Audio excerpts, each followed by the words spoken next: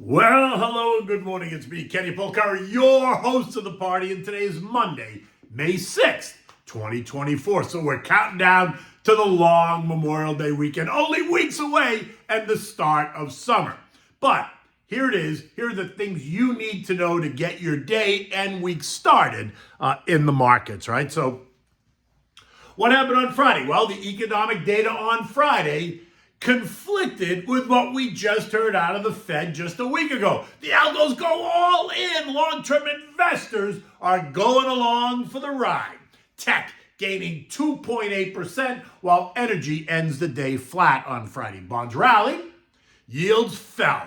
Oil and gold continue to churn right in place, and there's lots of Fed speak this week, along with global central bank policy announcements, some which are important, others maybe less so. What do we have for dinner today? We'll try the Veal Scaloppini. We'll get to that in just a moment. So it was risk on. Stocks pushed higher on Friday. Investors, traders, and algos all go all in, right? The non-farm payroll report suggesting weakness for some.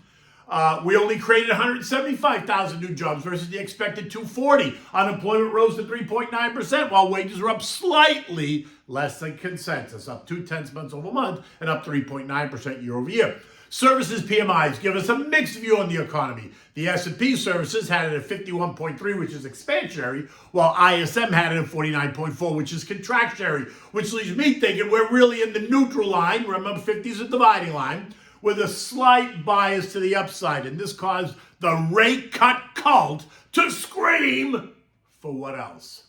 Rate cuts. The Wall Street Journal runs with this headline on Saturday morning: hiring cools, lifting rate cut hopes. Are you kidding me? The latest economic data is now reigniting the bet that the Fed is out of touch, and that the only natural thing to do is to cut rates. And while last week's FOMC drama caused those bets to be moved out to, say, December or even into the first quarter of 2025, Friday's data has now tossed all that into the air. Some of the rate cut traders are now continue to bet on a July cut, while the majority of them are now suggesting September is much more in line. To which I remind you, September would be just 6 weeks ahead of the U.S. presidential election, not a typical time for the Fed to do anything on rates, up or down. So let me make this clear. The Fed has always played under these guidelines: no move on rates in the 6 months prior to the presidential election, unless the data absolutely demands a move, meaning we would have to be circling the drain for that to happen in September.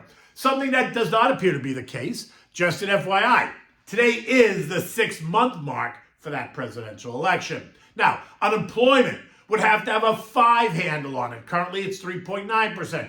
PMIs would have to plunge into the mid-40s. Factory orders, durable goods orders, housing, retail sales, building permits, housing starts would all have to plummet in unison for us to be circling the drain. So unless that happens, cutting rates in September is nothing short of a pipe dream. And by the way, if that happens, you better strap yourself in, because they're going to have to do more than cut rates by 25 basis points. Capiche? Okay. In any event, on Friday, the Dow gained 450 points, or 1.2%. The S&P up 64, or 1.3%. The Nasdaq up 316 points, or 2%. The Russell ahead by 20 points, or 1%. The transports gained 114 points, or 0.75%. While the equal weight S&P added 45 points, or 0.7%. Tech, the XLK, gained 2.8%, way out in the lead. Communications up 1%, basic materials up 1%, real estate, industrials, and utilities all up 0.8. Consumer discretionary up 0.7. Consumer staples and financials up 0.3, while energy ended the week flat. Apple. It surged 6% as investors go all in after the better than expected earnings reports and stock buyback and dividend, all that stuff. Investors bought it up $13 on the opening trade, leaving an obvious gap in the chart, something that typically will get filled over time.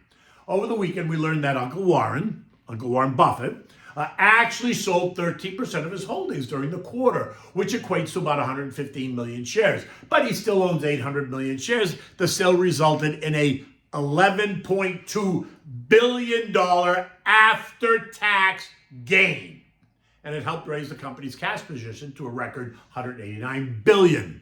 It remains Berkshire's largest holding. It's called risk management and tax planning. That's what it's called. He paid 21% to the feds on the sale of that stock, noting that next year, if JoJo has his way, that number might be significantly higher. So Uncle Warren made a decision. He has no problem paying taxes, but why pay 35% next year when you can pay 21% this year? It's a math problem and a risk management problem. Nothing more, nothing less. Says nothing about his fundamental idea on Apple. Bonds surged on the idea that the Fed might consider cutting rates. The TLT up 1%, the TLH up 0.9, and that sent yields lower. The 2-year fell 6 basis points to end the day at 4.78, while the 10-year fell 7 basis points to end the day at 4.5. Both of these yields down significantly in just 1 week.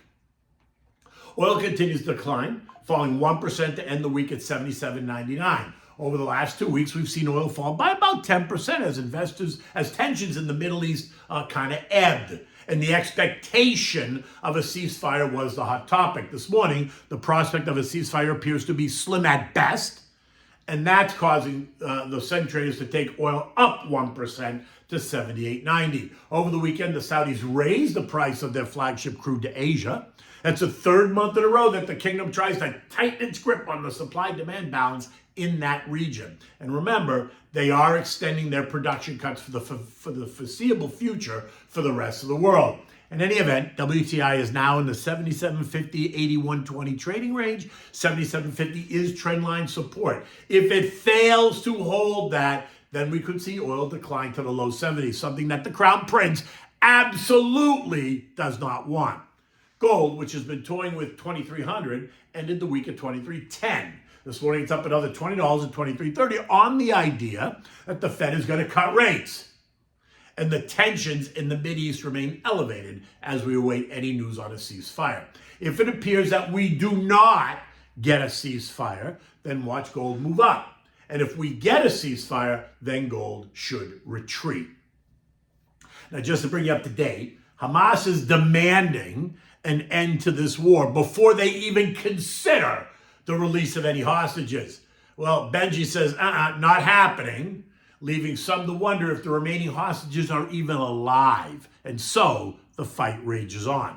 Now, the VIX, which is the fear index, continues to decline, and that suggests declining fear, which supports higher prices, right? This morning, we see the VIX trading at 1340, back to levels seen from December through March, when we saw the S&P rise by 15%. It's just a little interesting tidbit there, but keep your eyes on that. U.S. futures are pointing up this morning. Dow futures up 100, S&P's up 20, NASDAQ's up 50, and the Russell's up 15. It's a light economic calendar this week, but it's a heavy Fed speak calendar, and so expect much of the action to be driven by what each one of them says and what the market hears. Right? New York's Johnny Williams and Richmond's Tommy Barkin are due to speak today, while Minneapolis's Nili Kashkari is going to take the podium tomorrow, and Chicago's Austin Goolsbee will speak on Friday. But it's next week's CPI and PPI data that is the eco data that investors and traders and algos and analysts are going to be talking about. PPI is due on the 14th, while CPI is due on the 15th. Will we see another month of rising inflation or not? And if we do, and cancel the rate cut narrative because inflation remains sticky. And if we don't, then expect the crowd to scream for an immediate rate cut. Oh, the drama of it all. It's just so exciting. European markets are up this morning. UK's closed for a holiday, but France, Germany, Spain, and Italy are up between 0.5% and 1%. ECB chief economist Phil Lane telling us that the recent data has made him, not the bank, but him, more certain that inflation is in decline and that the likelihood of a cut is in June, which means that the ECB is going to lead the world in rate cuts. Let's talk about that. Not that they can't, I just don't think they will. Eurozone eco data is due out later today. We're going to hear from Australia, Brazil, Sweden, Malaysia, and the UK on rate decisions due out later this week. Some of those countries are more important than others, but you make your decision.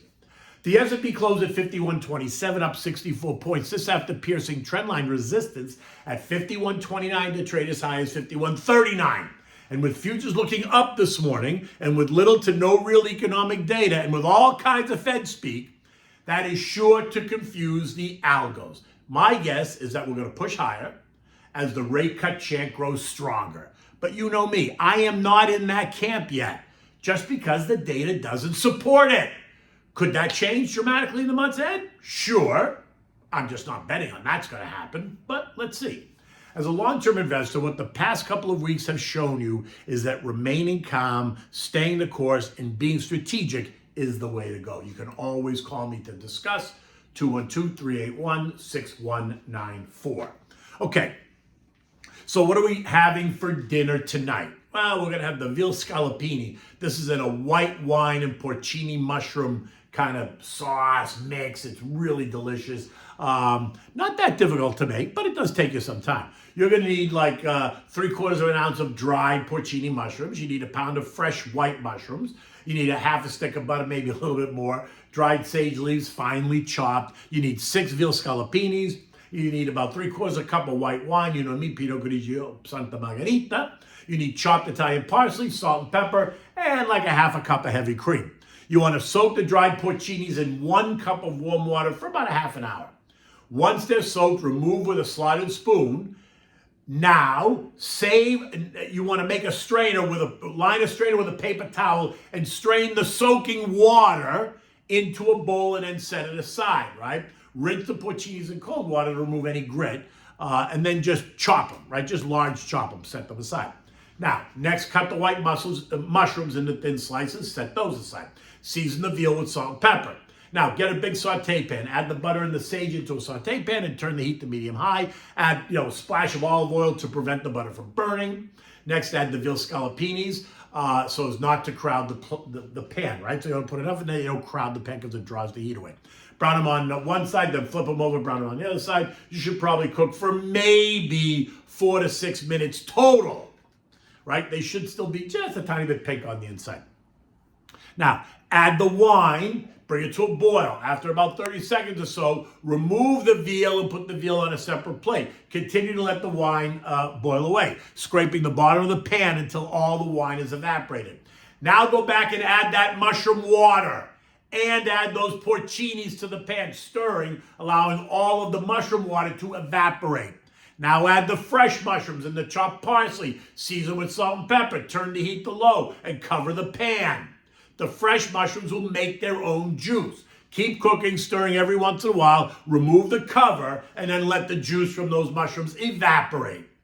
Next, add a splash of white wine, you know me, the Pinot Grigio, and the heavy cream. Stir it until it becomes a little thicker, maybe 3 or 4 minutes.